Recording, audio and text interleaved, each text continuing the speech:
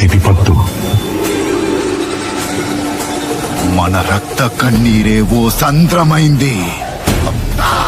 ఆ కడలి నుంచి ఓ సూర్యుడు పొడుచుకొస్తాడు. నందమూరి బాలకృష్ణ బోయపాటి కాంబోలో అఖండ 2 కోసం నందమూరి ఫ్యాన్స్ అయితే ఎప్పుడెప్పుడు రిలీజ్ చేస్తారని అయితే ఎదురు చూస్తున్నారు.